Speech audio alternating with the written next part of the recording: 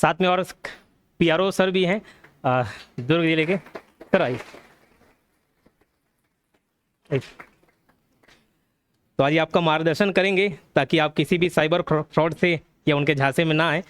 तो ये जानकारी कहीं ना कहीं काफ़ी हेल्पफुल रहने वाली है। सर आज नेक्स्ट नहीं तो लोग बात करने नहीं देंगे।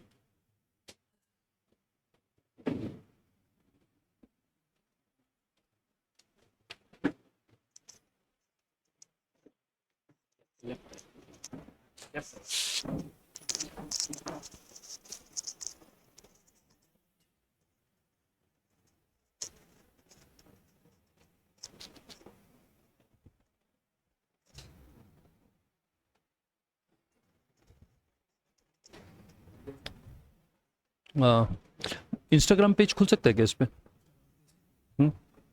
किसी का भी हाँ हाँ चलेगा। हाँ नहीं स्पेलिंग कर दो तो बात शुरू कर सकते हैं क्या?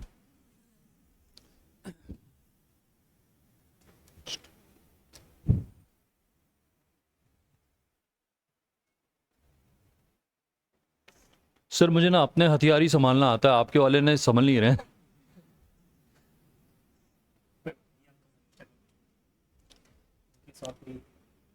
इंस्टाग्राम का कोई भी पेज, वो साइबर प्रहरी का एक पेज है हमारा। खैर एनीवेज शुरू करते हैं। कितने कितने लोग होंगे यहाँ? काफ़ी लोग होंगे, 20 25 40 लोग हैं। ऐसी एक बात चल रही थी, प्रशांत और हम लोग अक्सर बात किया करते हैं। उपनिषद के बारे में कुछ जानते हैं क्या आप लोग? उपनिषद एक उपनिषद परंपराओं का भारतीय परिवारों में एक बड़ा अहम योगदान है और लोग अक्सर इस बारे में बातें करते हैं। एक विद्या के मंदिर में आया हूँ, एक ऐसे गुरु जिससे आप बहुत सारी चीज़ें सीख रहे हैं अपने करियर को आगे बढ़ाने के लिए।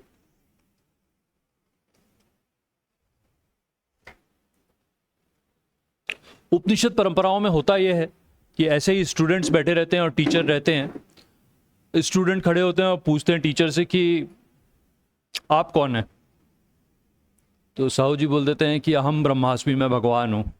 मैं वही भगवान हूँ जो सबको कोचिंग में आगे तक मार्गदर्शित कर देता हूँ, खुद इतना वो किया है। तो बोले आप भगवान है तो फिर मैं कौन हूँ? तो आप मसीह, तुम भी भगवान हो।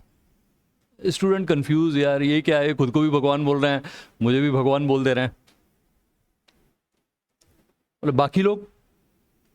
सर्व जगत ब्रह्म, मतलब सभी पूरा जगत जो है वो ब्रह्म है, वो ईश्वर है। गुरु एक ऐसा माध्यम है जो आपको आपके अंदर के भगवान से आपको परिचित करवाता है, आपके अंदर के मर्यादा पुरुषोत्तम से, आपके अंदर के आपके हनुमान से आपका परिचय कराने वाला वो जामवंत है जो आपकी शक्तियाँ, आपका पोटेंशियल, आपके अंदर कितना यूरेनियम है ना, कितनी ताकत है आपकी, आपका परिचय कराता है। तो यहाँ ये बातें शुरू करने से पहले, साइबर अभियान के बारे में बताने से पहले, मैं धन्यवाद करना चाहूँगा आप सबके जामवंत गुरु का, जो आप सबको एक हनुमान की तरह आगे ले जाने वाले हैं। Thank you so much sir. Anyways बात करते हैं।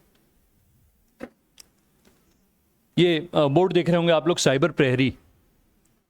साइबर प्रहरी जो है एक परियोजना है, पुलिस महानिरीक्षक दुर्ग की एक परिकल्पना है लोगों को साइबर अपराध से बचाने की। साइबर मुक्त कर पाना असंभव है। कोई भी अपराध आदि अनादि काल से कभी खत्म नहीं हुआ, बढ़ते ही जा रहे हैं, आगे भी बढ़ेंगे, बट उनके ऊपर चेक लगाई जा सकती है ऐसे परियोजनाओं के माध्यम से। साइबर प्रहरी में लोगों को जाके जागरूक किया जाता है, शिक्षित किया जाता है, और यदि उनके साथ कोई अपराध हो जाए तो उससे उनको बचाने का पूरा प्रयास भी किया जाता है। साइबर अपराध क्या होते, कोई बताना चाहेगा?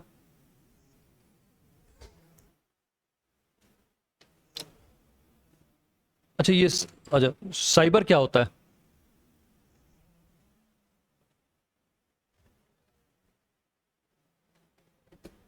अच्छा नहीं, चलिए ठीक है, रहने दीजिए, लीव इट। अच्छा बताओ, साइबर के बारे में कोई जानता है? What is cyber space? क्योंकि आप लोग कोचिंग ले रहे हो तो कहीं ना कहीं मैं ये इंटरेक्टिव सेशन रख रहा हूँ मुझे मालूम है कि यहाँ मैं भाषण देने नहीं आया हूँ, और हमेशा ये लोग बोलते हैं कि आप हमेशा एक बात रिपीट करते रहते हो, बार बार बोलते हो कि पुलिस वाला अच्छा वक्ता नहीं होता, अच्छा बकता रहता है। तो जब भी यहाँ से कुछ बच्चे जो हैं वो भी वरिष्ठ अधिकारी बनेंगे, पुलिस अधिकारी भी बन सकते हैं, तो आप लोगों को भी वो मेरी बातें याद आएंगी। ये मैंने अपने प्रोबेशन काल के दौरान सीखा था कि समाज में ख़राब चीज़ों पे चेक लगाना है तो आपको उसके खिलाफ बोलते रहना पड़ेगा।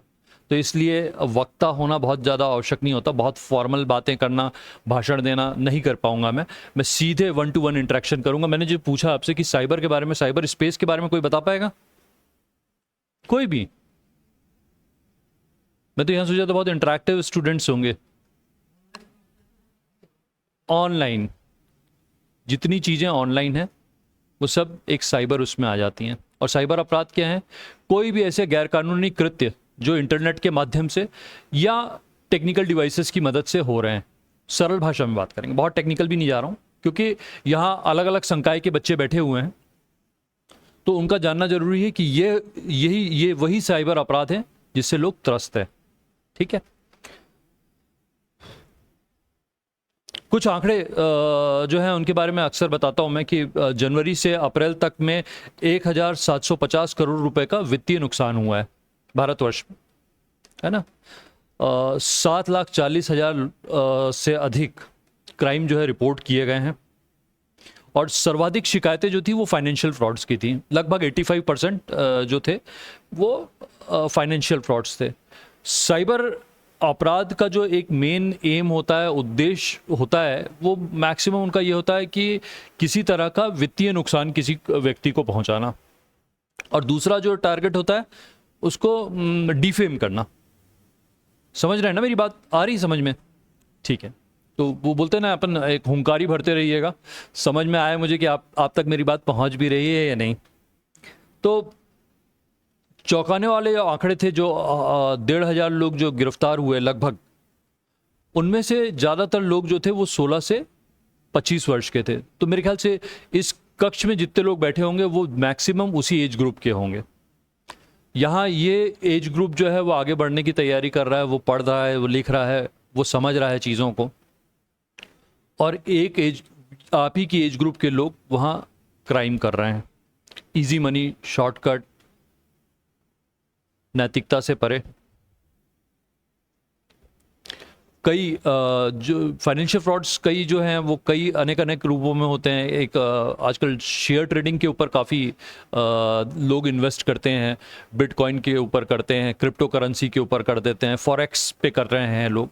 तो अनेक तरीके से उनके डीमेट, फर्जी डीमेट अकाउंट खुलवा दिए जाते हैं, और कहीं ना कहीं उन्हें अपराध में संलिप्त कर लिया जाता है, बुद्धू बना दिया जाता है, और कि आपका इतना ग्रोथ हो गया। एक व्हाट्सएप ग्रुप बना के कम्युनिकेट करना शुरू कर देते हैं। फेसबुक और इंस्टाग्राम पे ढेर ऐसे आप ऐड देखते होंगे कि रकम दुगनी करने वाले, है ना।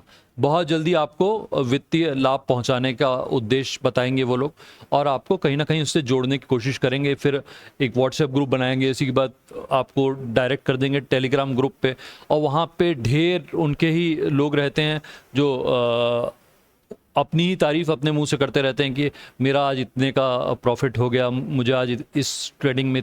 तो मतलब कहीं ना कहीं वो मार्केट की स्ट्रैटेजी को भी खराब कर रहे हैं। तो अक्सर कभी सोचा है आप लोगों ने कि लोग साइबर ठगों के झांसे में क्यों आते हैं?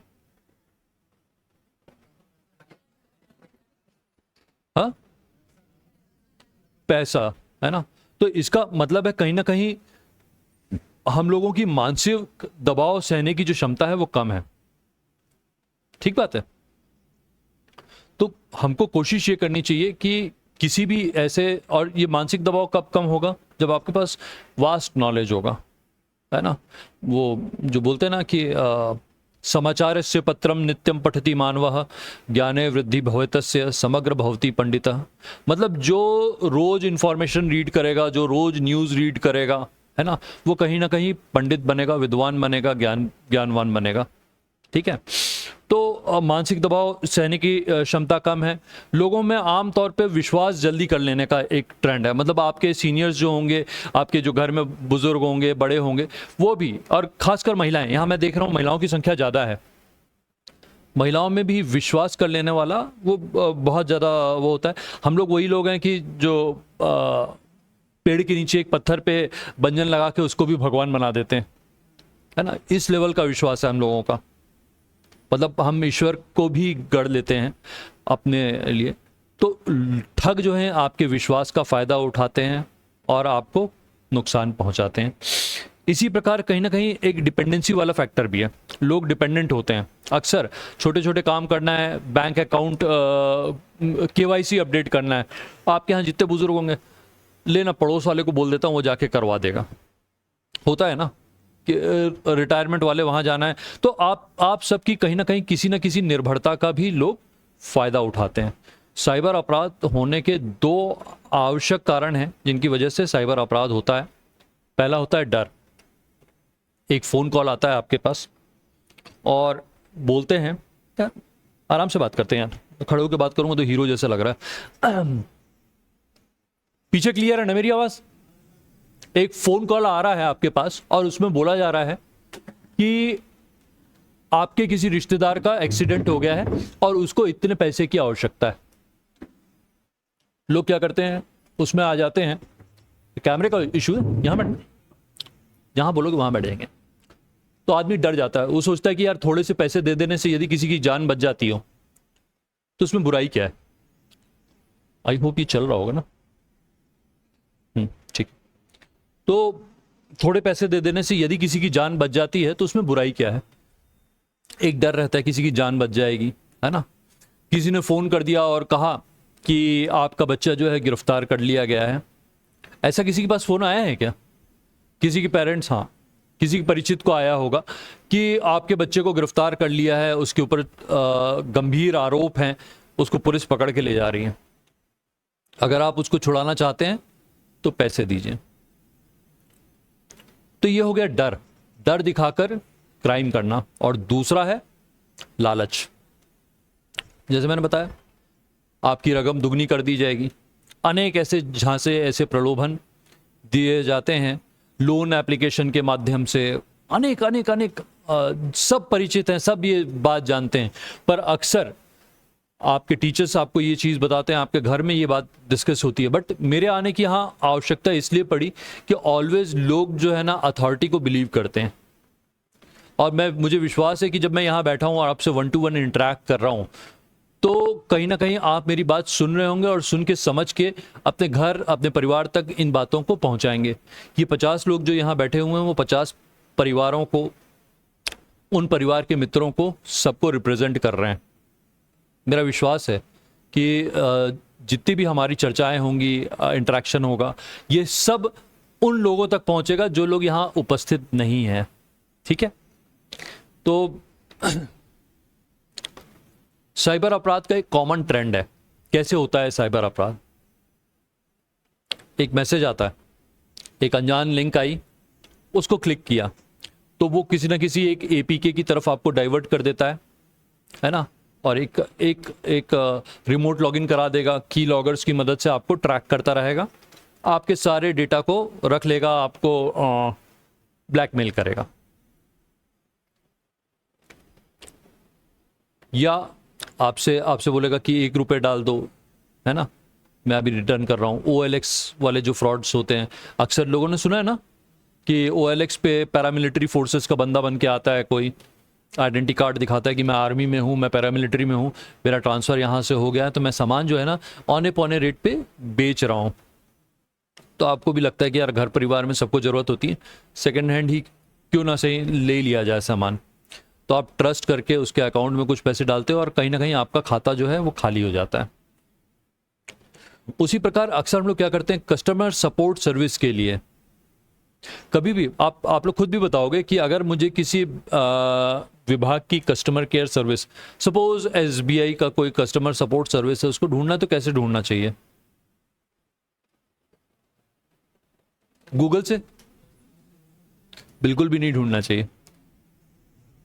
इसलिए नहीं ढूंढना चाहिए क्योंकि आज की पत्रिका शायद पढ़े हो, किसी कोई पढ़ा क्या?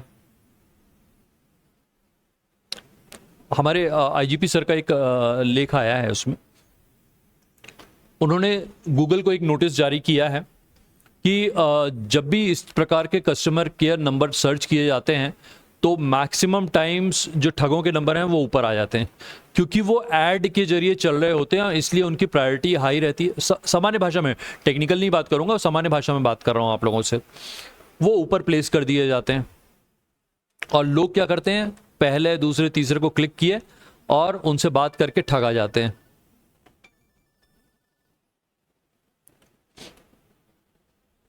Google frauds. तो हमको सर्च कहां करना चाहिए? किसी कुरियर सर्विस का नंबर सर्च करना है, या गूगल का नंबर सर्च, ये बैंक का नंबर सर्च करना है, या किसी संस्थान से, किसी डॉक्टर से अपॉइंटमेंट लेना है, तो क्या करना चाहिए?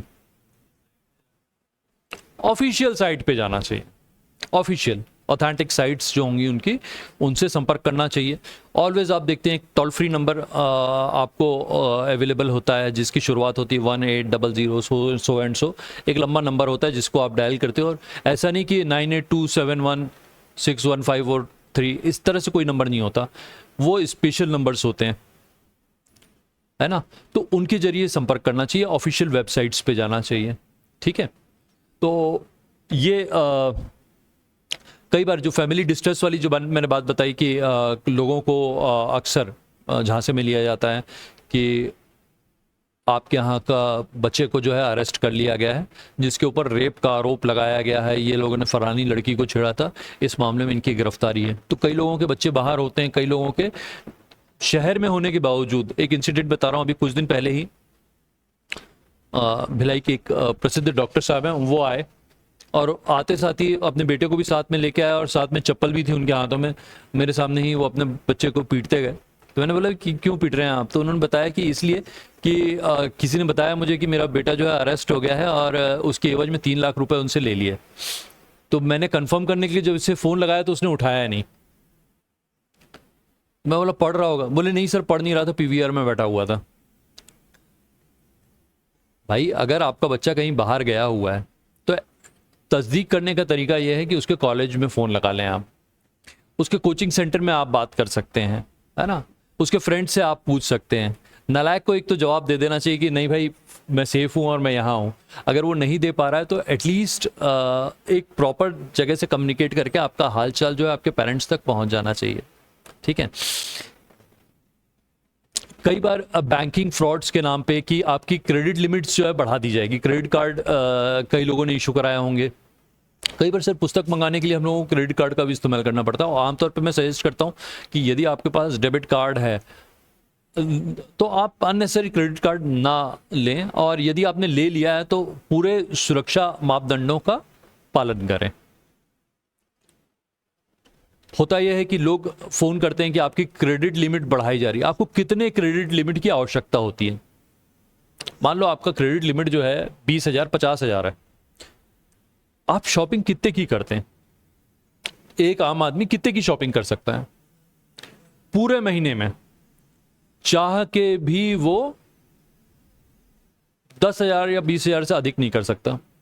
अब वो आपको प्रलोभन दे रहे हैं कि आपकी लिमिट जो है 1.5 लाख कर दी जाएगी। यार आपको कौन सा जंबो जेट खरीदना है? क्यों बढ़वानी है आपको लिमिट? तो कभी भी इस तरह की चीजें जो आती हैं इग्नोर कर देनी चाहिए, रिपोर्ट कर देनी चाहिए, ब्लॉक कर देनी चाहिए। इसी प्रकार चूंकि यहां बहुत से यंग स्टूडेंट्स बैठे हैं, एक डेटिंग स्कैम जो है वो बहुत चलन में है। डेटिंग एप्स पे कौन कौन है? अच्छा सर बैठे हैं यहां, कोई नहीं बताएगा, ठीक होंगे ना कुछ लोग? अरे हाँ या नहीं, नहीं भी बोलते यार, है या नहीं कुछ लोग? ठीक। अच्छा मैट्रिमोनी साइट्स घरों में यूज होती है आमतौर पे, होती है या नहीं? रिश्ते जोड़ने के लिए, हो सकता है आपके बड़े भाई बहन हो, है ना, या परिवार के ऐसे सदस्य हों जिनके लिए रिश्ता देखा जा रहा हो। भारत मैट्रिमोनी से लेके अनेकों ऐसी वेबसाइट्स हैं जिसपे लोग जो हैं रिश्ते तलाशते हैं। होता है ये। मैट्रिमोनी वेबसाइट्स और डेटिंग एप्लीकेशन में एक चीज कॉमन है, क्या?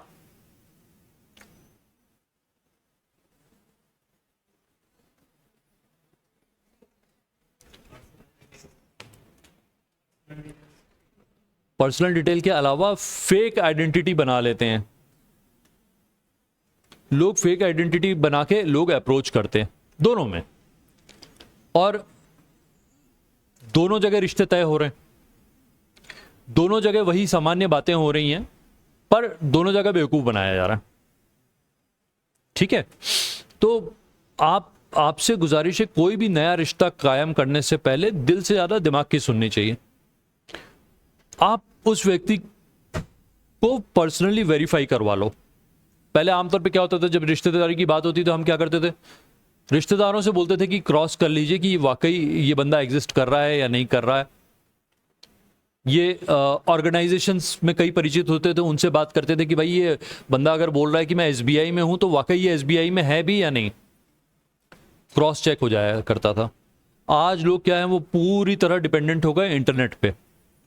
वो वहीं से रिश्ते कर ले रहे हैं, वहीं से वो बिलीव कर ले रहे हैं कि बच्चा जो है बड़ी मल्टीनेशनल कंपनी में है या बड़ी जगह पोस्टेड है, जैसा वो दिखा रहा है वैसा वैसा आप फॉलो कर रहे हैं। तो कोशिश करें कि चाहे वो डेटिंग एप्लीकेशन हो कि या मैट्रिमोनियल साइट्स हो, तो दोनों जगह वेरीफाई करें, उसके बाद किसी भी एक रिश्ते को कायम करें। और ट्रस्ट तभी करें जब आपका दिल के साथ साथ दिमाग आपका जवाब दे दे कि हाँ यार ये सही है। हमेशा दिल की नहीं सुननी चाहिए। बुद्धिमानी इसमें है कि आप थोड़ी समझ का उपयोग करें। दोनों के लिए ये लागू होता है, लड़के और लड़कियों दोनों के लिए। जैसे मैंने बताया था, इमोशनल अर्जेंसी कई लोग क्रिएट कर देते हैं,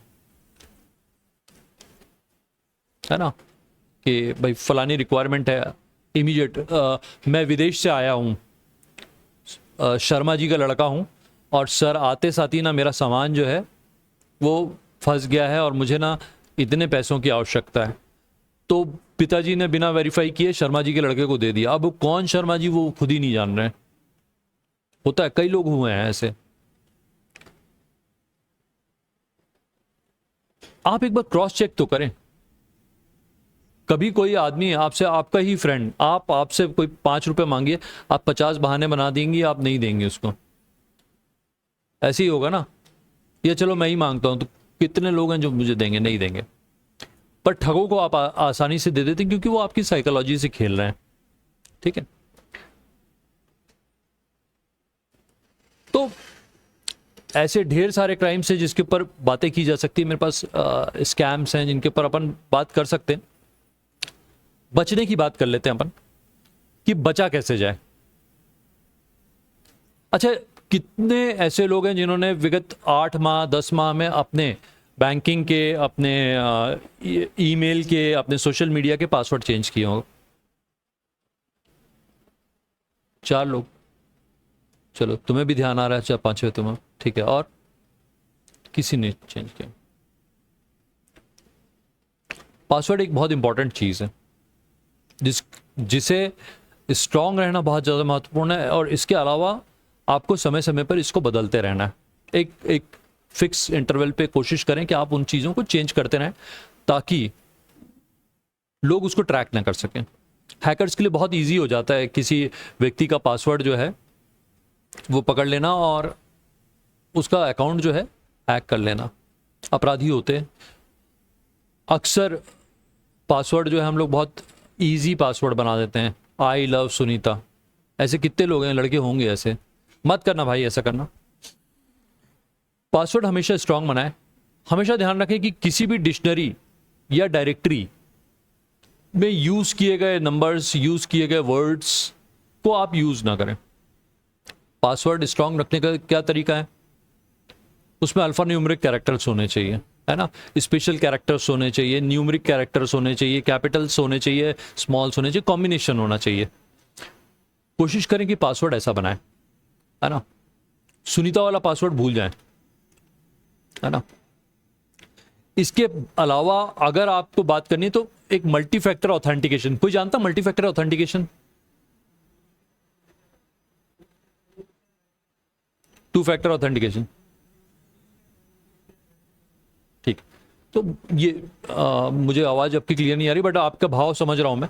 मल्टी फैक्टर ऑथेंटिकेशन और 2 फैक्टर ऑथेंटिकेशन की एक कॉमन बात यह है कि उसमें होता यह है कि आप अपना पासवर्ड डालने के अलावा आप कहीं ना कहीं उसको बायोमेट्रिकली लिंक कर लेते हैं। आप अपने फेस रिकॉग्नाइजेशन से खोलते हैं या तो कोई पैटर्न से खोलते हैं। तो ऑलवेज किसी के लिए भी डिफिकल्ट हो जाता है उस पैटर्न को क्रैक कर पाना। एक पैटर्न क्रैक हो सकता है, पर अगर मल्टीपल ऐसे बैरियर्स हैं तो उसको क्रैक करना डिफिकल्ट है। ठीक है, तो कोशिश करें कि आप हमेशा अपनी एक सेटिंग है मल्टी फैक्टर ऑथेंटिकेशन की, वो ऑन रखें, चाहे वो आपका सोशल मीडिया अकाउंट हो, ईमेल अकाउंट हो या बैंकिंग हो। बैंक तो अक्सर बोलता भी है कि टाइम टाइम पे आप लोग चेंज करें। कई लोग जो योनो ऐप यूज़ करते होंगे, इसके अलावा भी बहुत सारे एप्लीकेशन जो आपको एक समय दे देते हैं और उसके बाद बोलते हैं कि आप जो पासवर्ड है उसको चेंज कर दें, अन्यथा ये सुविधा आपके लिए बंद कर दी जाएगी। तो ये बहुत इंपॉर्टेंट है पासवर्ड को याद रखना। अनजान लिंक, जैसे मैंने पहले भी बताया था कि अनजान लिंक्स जो आती हैं, जितने भी मैसेजेस आते हैं, उनके माध्यम से अगर कोई लिंक आ रही है तो उसको क्लिक ना करें। ठीक है, कई लोग फ़ोन करते हैं और बोलते हैं कि इसको इस फैसिलिटी को यूज़ करने के लिए 1 दबाएं 2 दबाएं। नहीं, पर्सनल नंबर से अगर कोई कॉल आए तो कोई भी इस प्रकार का एक्ट ना करें। अगर कोई व्यक्ति आपसे वीडियो कॉल कर रहा है, अनजान व्यक्ति, तो क्या आपको रिस्पॉन्ड करना चाहिए? कभी भी नहीं करना चाहिए। अक्सर ऐसे ढेर उदाहरण हैं जिसमें लोगों ने सोशल मीडिया के माध्यम से दोस्ती की, फेसबुक के माध्यम से दोस्ती हो गई, उसके बाद फिर उन्होंने व्हाट्सएप नंबर एक्सचेंज किया और इमीडिएट व्हाट्सएप कॉलिंग करनी शुरू कर दी। अब वो कॉलिंग जो है वीडियो कॉल पे कन्वर्ट हो जाती है और अचानक वो आपको एक ऑब्सीन कंटेंट आपके सामने प्रेजेंट करते हैं और आपसे रिक्वेस्ट करते हैं कि किसी कॉम्प्रोमाइज पोजीशन में आपको ले आते हैं और आपका स्क्रीन रिकॉर्ड कर लेते हैं। वहाँ शुरू होता है ब्लैकमेलिंग का सिलसिला।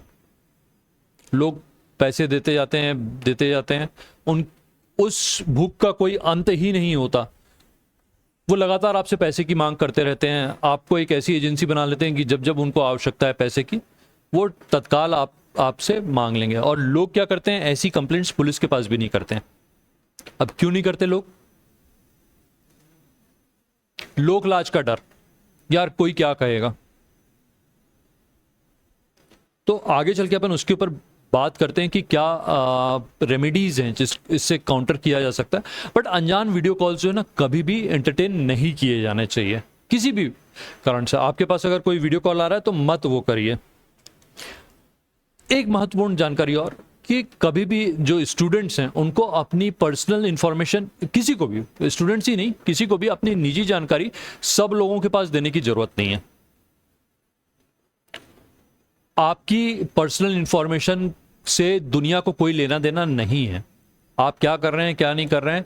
हाँ, हो सकता है कि आपका एक लिमिटेड ग्रुप हो सकता है आपका एक सोशल सर्किल हो जिसके बीच में आप वो चीज़ बताना चाह रहे हो, पर हर चीज़ आपकी इतनी सस्ती नहीं है कि वो पूरी जगह प्रसारित कर दी जाए, या है सस्ती? नहीं है। तो कोशिश करें कि अपनी जो निजी जानकारी है ना, वो आप लिमिटेड ग्रुप तक रखें। वही कंटेंट डालें सोशल मीडिया पे सार्वजनिक रूप से। पर उसमें भी एक सेटिंग होती है ना कि लिमिट कर दिया जाए, कौन देख सकता है कौन नहीं देख सकता आपका कंटेंट। तो वो लिमिट जो है वो सेट करना आवश्यक है किसी भी पोस्ट के लिए।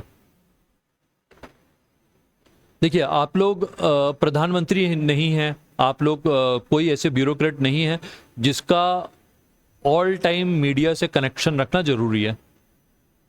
आपका अपना एक दायरा है, और ना ही इन्फ्लुएंसर बनने के चलते आप कोई नुकसान भुगतना चाहते हैं। तो ऑलवेज याद रखें कि पर्सनल जानकारी जो है वो कभी किसी के साथ साझा ना करें। कुछ गवर्नमेंट पोर्टल्स और वेबसाइट्स के बारे में बात करेंगे। ये देख रहे हैं आप लोग, 1930। कभी भी आपके साथ कोई साइबर अपराध हो जाए, क्या करना है? कॉल करना है। टोल फ्री नंबर है ये। कई लोगों की शिकायत रहती है, यार वो उठा नहीं रहे हैं, क्यों? तो मेरे मित्र बैठे हैं, वो थोड़ा सा आपको इस बारे में वो करेंगे, क्योंकि मैं ही सब बोल दूंगा तो वो लोग क्या बोलेंगे, है ना। तो जब भी इस प्रकार की कोई आपके साथ कोई साइबर अपराध हो जाए तो कोशिश करें कि 1930 पर कॉल करके इमीडिएट उस चीज को रिपोर्ट करें, या cybercrime.gov.in पर आपको रिपोर्ट करना है। ठीक है, उससे होगा क्या, आपने यदि कोई फाइनेंशियल ट्रांजैक्शन कर लिया है तो वो चांसेस हाई हो जाते हैं कि गोल्डन आवर्स में अगर आपने कम्युनिकेट कर लिया वहां, तो आपका पैसा जो है वो होल्ड हो जाएगा। ठीक है, इसी प्रकार एक मुहिम चल रही है साइबर प्रहरी। देखिए, लॉग आउट करें, बेफिक्र रहें, ये वन ऑफ द पोस्ट है हमारी। पेज खुला नहीं इनका, बट मैंने इसके बारे में जो आपको बताया था ना कि ऑलवेज यदि आप बैंकिंग कर रहे हैं तो उससे लॉग आउट कर दें। आप सोशल मीडिया का यूज़ किया, उससे लॉग आउट करें। पासवर्ड कई लोग सेव कर लेते हैं यार, इतने होशियार होते हैं वो लोग, अपनी सुविधा के लिए पासवर्ड को डाल के चेक कर देते हैं कि यार एवरी टाइम मैं आऊँ और तुरंत वो लॉग इन कर ले और अंदर चले जाए। कितनी दिक्कत है यार तुमको पासवर्ड डालने में। तो ठगी से अगर बचना है तो एक लॉग आउट वाली जो प्रक्रिया है इसका भी पालन करें। कई लोग बोलते हैं कि मोबाइल खो गया। आमतौर पे पुलिस के पास एक शिकायत जरूर आ जाती है, मेरे ख्याल से अगर सेशन एंड होगा तो कई लोग बताएंगे भी कि सर मेरा मोबाइल खो गया था। अभी जब मैं यहाँ से चढ़ रहा था ना सीढ़ी से ऊपर, तभी मेरे पास एक किसी पॉलिटिकल पर्सन का फ़ोन आया, बोल सर मेरा ना 6 महीने पहले मोबाइल गुम गया था, अब तक नहीं मिला है, आप आ गए हैं तो मुझे उम्मीद है कि मिल जाएगा। अरे मेरे से कोई उम्मीद मत रखो यार, गवर्नमेंट की साइट है, पोर्टल है। यदि आपका मोबाइल डिवाइस खो जाता है तो आपको करना क्या है, थाने जाना है, एक शिकायत देनी है और उनसे एक पावती लेके आ जाना है। संचार साथी पोर्टल है, sancharsati.gov.in। ठीक है, जितनी बातें मैं बोल रहा हूं ये बड़ी इंपॉर्टेंट है। ये 1930 बताया मैंने, साइबर क्राइम बताया, साइबर प्रहरी भी थोड़ा सा मैं और उस पर बात करूंगा। उसी प्रकार sancharsati.in जो है gov.in, इस साइट पे आपको लॉस्ट मोबाइल्स जो होते हैं, खोए हुए मोबाइल या चोरी किए गए मोबाइल, इनकी सूचना अगर आप दर्ज कर दो विद प्रॉपर IMEI नंबर, आप उसका अपना नंबर जो है वो जो थाने में आपने शिकायत दी है वो, और उसका बिल, ऐसी कुछ सामान्य सी जानकारियां रहती हैं, उनको भर के आप कर दो तो एक तो आपका मोबाइल जो है वो ब्लॉक हो जाता है, कोई इस्तेमाल नहीं कर सकता। और दूसरा, यदि कोई वो मोबाइल जब किसी नेटवर्क में आता है, पुलिस को पता चल जाता है, पुलिस ट्रेस कर लेती है उसको। ठीक है, कोई भी डिवाइसेस, आज हम लोग बहुत बातें करते हैं कि फ़ोन लेना है तो सैमसंग का हाई एंड फ़ोन लेना है, फलाना वीवो का लेना है। डिवाइस की कीमत नहीं होती कभी भी, कीमत होती है आपके डेटा की। आपका डेटा कितना इंपॉर्टेंट है। कई बार होता है ना कि हम लोग जा रहे हैं, फ़ोन गिर गया, नाले में गिर गया, नदी में गिर गया, टूट गया, चोरी हो गया, तो जो हमारे पास अवेलेबिलिटी रहती है, जितनी हमारी पॉकेट परमिट करती है, हम एक डिवाइस ले लेते हैं, उसमें सिंपली लॉगिन कर देते हैं अपना आईडी और अपना पासवर्ड, और डिवाइस वापस आपकी काम करने के लिए तैयार, क्योंकि आपका ऑलरेडी इसमें बैकअप होता है, आपके कॉन्टैक्ट्स उसमें होते हैं, आपके फोटोग्राफ्स उसमें होते हैं, आपके डॉक्यूमेंट्स उसमें ऑलरेडी रहते हैं। तो जैसे मैंने बताया कि संचार साथी की जो सुविधा है CEIR, उस पर जाएं, उस पर रिपोर्ट कर दें इन चीज़ों को। ठीक है, तो आपका डिवाइस जो है, आपके मिलने की संभावना जो है ना बहुत अधिक हो जाती है। जब भी मिलेगा आपको नोटिफिकेशन आएगा, आपको SMS के माध्यम से इंटीमेट किया जाएगा, बताया जाएगा कि आपका डिवाइस जो है फलानी जगह लोकेट हुआ है, या मिल गया तो फिर आपको बताया जाएगा कि आपको कलेक्शन करने फलाने थाने आना पड़ेगा। ठीक है, एक कोर्ट का सिंपल ऑर्डर रहता है, वो देके आप वो डिवाइस को क्लेम कर सकते हैं। बहुत से ऐसे फ्रॉडुलेंट कम्युनिकेशंस होते हैं, है ना, KYC अपडेट करने के नाम से, इलेक्ट्रिसिटी बिल काट दूंगा, इलेक्ट्रिसिटी तुम्हारे यहाँ की, होता है ना।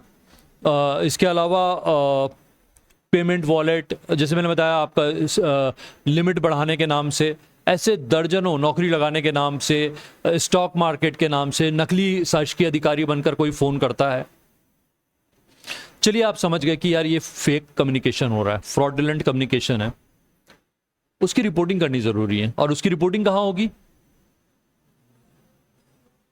संचार साथी की एक और सुविधा है चक्षु, CHAKSHU, चक्षु।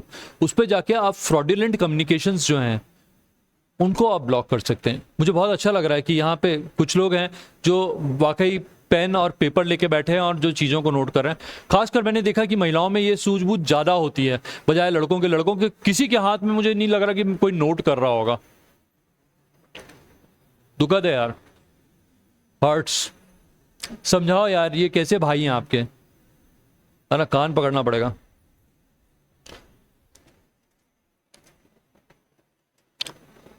कई बार होता ये है, देखो आप लड़कों के लिए एक इंपॉर्टेंट चीज बताता हूं, आप तो नोट करोगे ही करोगे।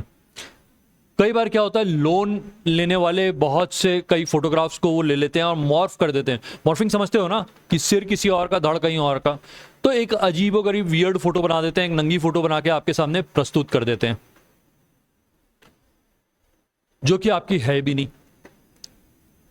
तो ऐसी फोटोग्राफ को लेके वो ब्लैकमेल करेंगे कि भाई मेरे पास आपके सारे कॉन्टैक्ट्स हैं, फेसबुक से मैंने सारे कॉन्टैक्ट्स उठाए, मैंने सब आपको ट्रांसमिट करूंगा।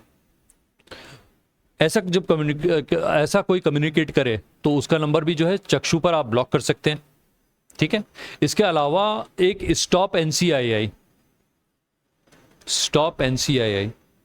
एक ऐसी सर्विस है, जब आप वहां पे रिपोर्ट करते हो, उस पर्टिकुलर फोटो को या वीडियो को रिपोर्ट करते हो, तो वो किसी भी सोशल मीडिया में सर्कुलेट होने से उसको रोक दिया जाता है, ठीक है। तो ऑलवेज नोट करें। देखिए अब सबके पेन चलने लग गए। जागरूक रहने के लिए देखो, आपकी अज्ञानता धोखेबाजी का अवसर है, जागरूकता ही सुरक्षा है। ऐसे ऐसे कई नारे लिख लिए मैंने। ये आपको कहां मिलता है पता है, कि रिसेंट ट्रेंड क्या है, किस प्रकार के क्राइम्स हो रहे हैं, दुनिया में क्या चल रहा है, लोग किस प्रकार से ठगे जा रहे हैं, इसकी जानकारी उपलब्ध है साइबर प्रहरी पर, ठीक है। यहां कितने लोग इंस्टाग्राम का यूज करते हैं? तुम नहीं करते, आप करते हो, आप लोग एक बस, बाकी लोग नहीं करते इंस्टाग्राम यूज, या करते हैं ना? अरे हाथ उठाओ यार एक बार, कितने लोग इंस्टाग्राम यूज कर रहे हैं? इसमें कोई शर्मान, मैं करता हूं, चलो तुम लोग भी उठा लो यार, उनको कुछ हिम्मत आएगी। सबके इनके सबके अकाउंट है, मैं देख रहा हूं। आप नहीं करते हो इंस्टाग्राम यूज, बहुत अच्छा, ठीक। पर जितने लोग यूज कर रहे हैं, मेरी रिक्वेस्ट है कि एक साइबर प्रहरी पेज है मेरा, ये इसका क्यूआर कोड है, इसको स्कैन करें, है ना। इसको स्कैन करके, या तो आप सिंपली साइबर प्रहरी आप डाल के देखो उसमें क्या आ रहा है।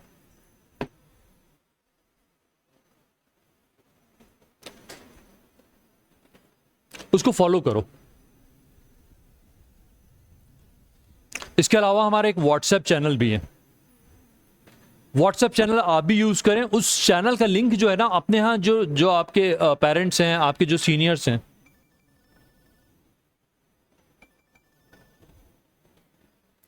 आपके सीनियर्स हैं, आपके रिलेटिव हैं, उनको उस चैनल से जरूर जोड़ दो। क्योंकि मैंने अक्सर देखा है कि इंस्टाग्राम का यूज जो है ना, सीनियर लोग नहीं करते हैं, उनके लिए ये लिंक है। दोनों लिंक जो है आप गूगल कैमरे से स्कैन कर सकते हो, है ना, और सीधे इस सर्विसेज पे जा सकते हो। इंस्टाग्राम यदि ज्वाइन कर लिया हो तो इसको एक बार स्कैन करना।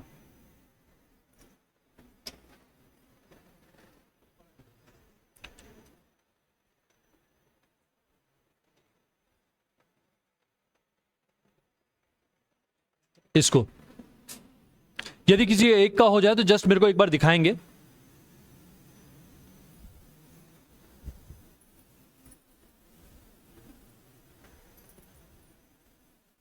ये तो इंस्टाग्राम हो गया, फॉलो कर लिया ना इसको, है ना, ठीक है। ये व्हाट्सएप भी कर लो यार। व्हाट्सएप वाला कोई खोल के दिखाएगा, उसको बताता हूं मैं एक बार। तो ये वाली जो लिंक है ना, अपने घर के सीनियर से जरूर शेयर कर लो। खुल गया आपका?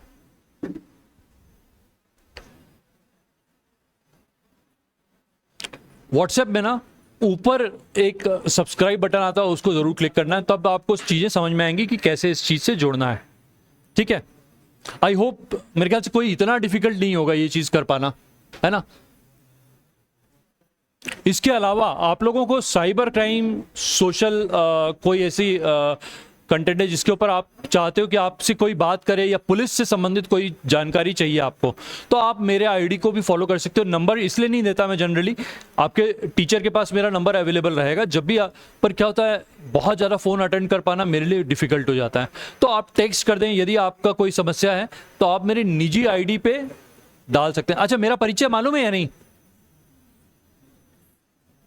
यार? किसका भाषण सुन लिए यार, पता ही नहीं है किसी के बारे में।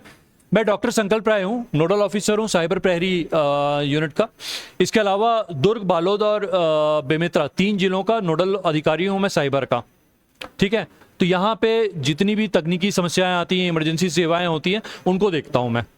तो यदि आपके कोई डाउट्स हो, आपके कोई प्रश्न हो, आपका कोई चिंतन हो जो आप मेरे साथ शेयर करना चाहें, साझा करना चाहें, कोई ऐसा आप लोगों के पास आइडिया हो जिसके ऊपर आप बात करना चाहें, तो यू आर ऑलवेज वेलकम, आप लोग बात कर सकते हो। किसी कुछ बोलना है? ये टॉपिक कैसा लगा आप लोगों को? ठीक था। देखो, ये इसकी इंपॉर्टेंस ना अभी रियलाइज नहीं हो रही है। जिस दिन आपके घर परिवार का कोई भी एक सदस्य इस अपराध में आएगा, उस दिन आप मेरे को याद करोगे। और मेरी गारंटी है, मेरा पता है, मेरा शोध है इसी विषय पे, मैंने पीएचडी किया हुआ है और ह्यूमन बिहेवियर्स का स्टडी किया है, जिसके लिए जो रिस्पॉन्सिबल होता है साइबर क्राइम हो जाने के लिए। तो आप ध्यान रखिए कि आप जब तक इस चीज से जुड़ेंगे नहीं, हर एक व्यक्ति का कटेगा पॉकेट। ठीक है, तो कोशिश करें कि ना हो ऐसे कोई अपराध आपके साथ घटित ना हो, कोई ऐसी दुर्घटना आपके साथ ना हो, मैं प्रार्थना करूंगा। पर उसके लिए आपको रहना पड़ेगा जागरूक, शिक्षित और सतर्क। ठीक है, इसी के साथ मैं अपनी बातें समाप्त करना चाहूंगा। आई होप मैंने अपने आप को क्लियर किया और जस्टिस किया है। कोई और किसी से कोई बात करनी है, कोई चाहता है कुछ चीज पूछना? एंड करें? Thank you so much.